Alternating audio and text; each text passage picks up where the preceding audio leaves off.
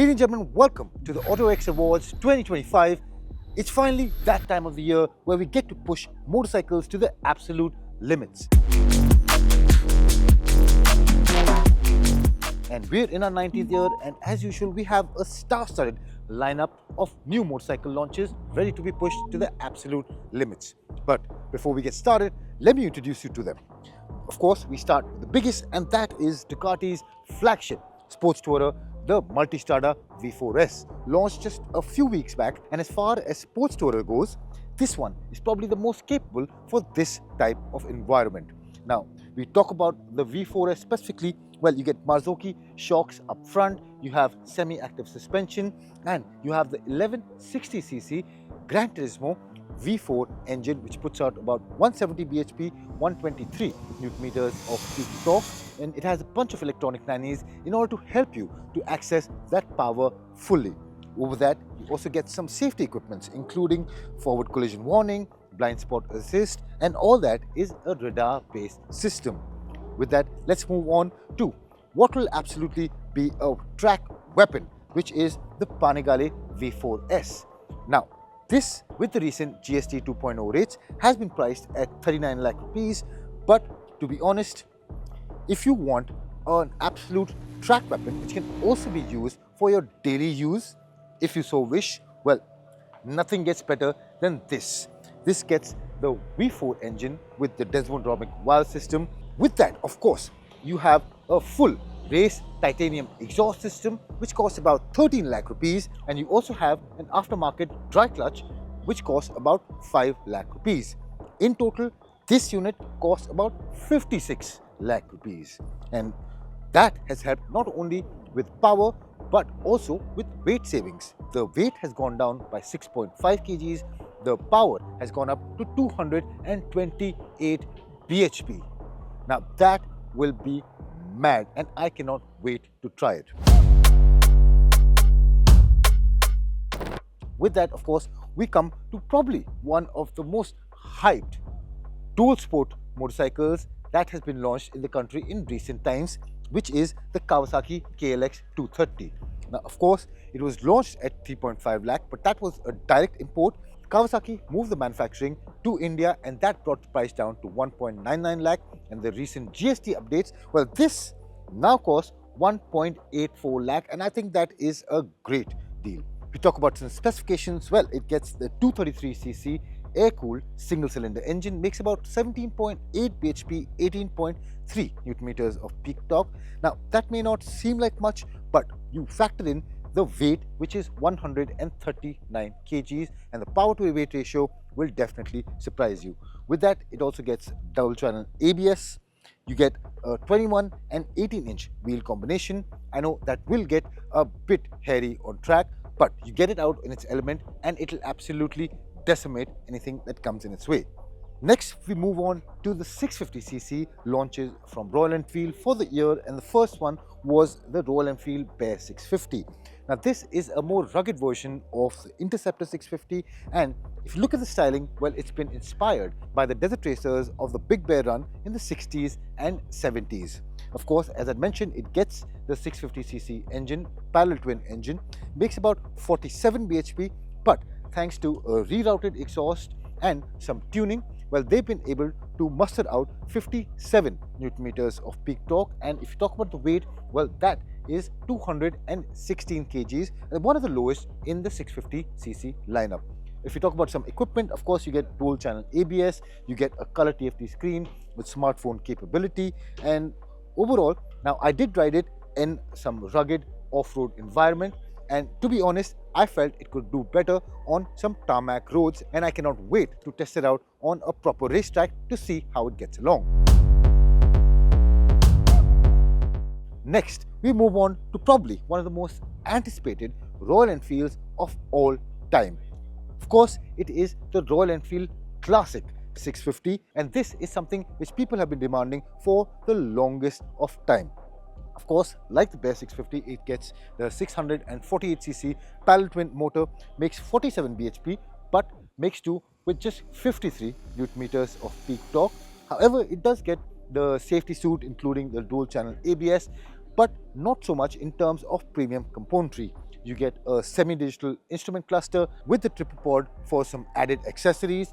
But between these two, now while this is meant for more comfortable cruising long distance travels, this one is meant for short bursts of fun, and that will prove very useful for the environment we're in today.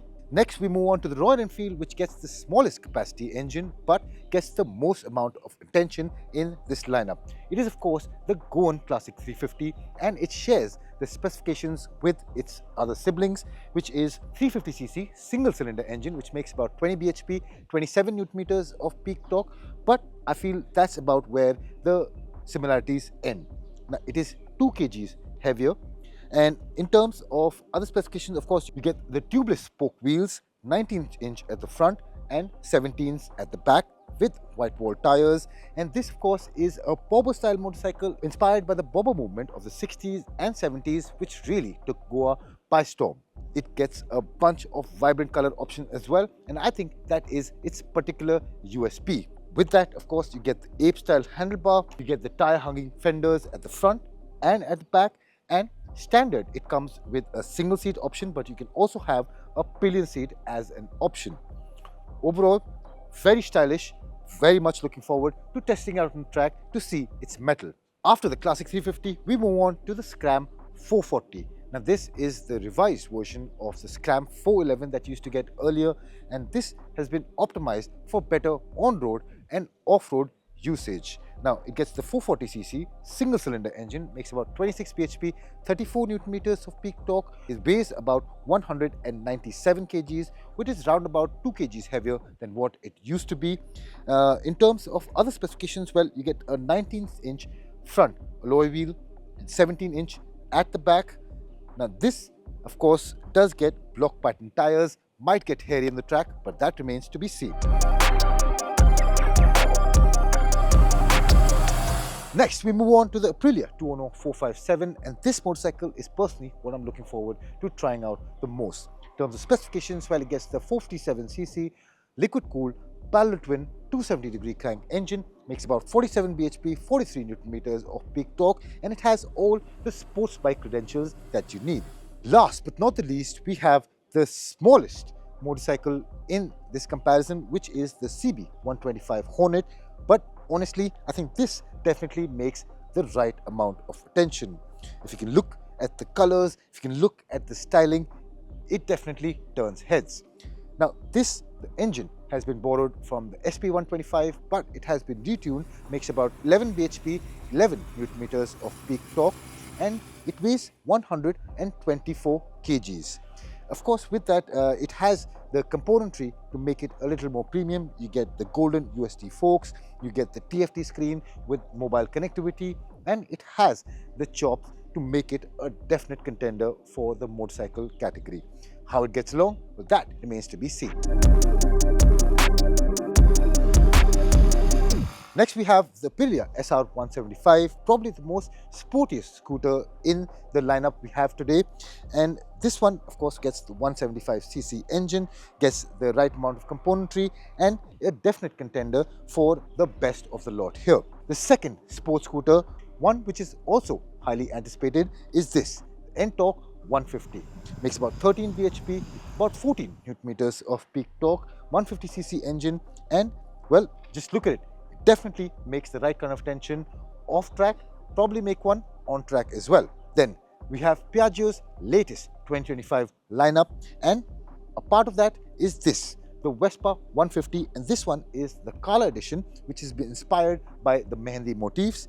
150cc engine, 13 bhp, and of course Vespas are definitely known for their comfort and agility.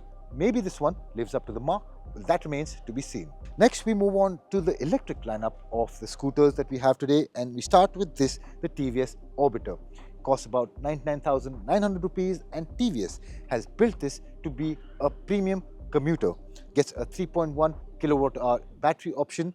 Now, it might not set the track on fire, but how it gets along, well, we'll definitely bring you that in a future video. Next, we have the two Honda electric scooter launches of the year, the e-Activa and the QC1. This is the more premium one. Both get similar battery specifications. However, the e-Activa gets a little more features in terms of a TFT screen, mobile connectivity and all that. This of course gets the dual 1.5 kWh options, making the total 3 kWh and gets a range of 102 kilometers.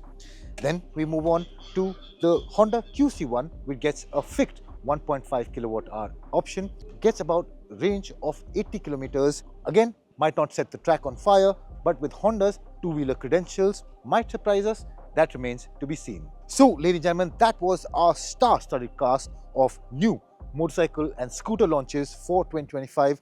Which one are you looking forward to seeing out on the track?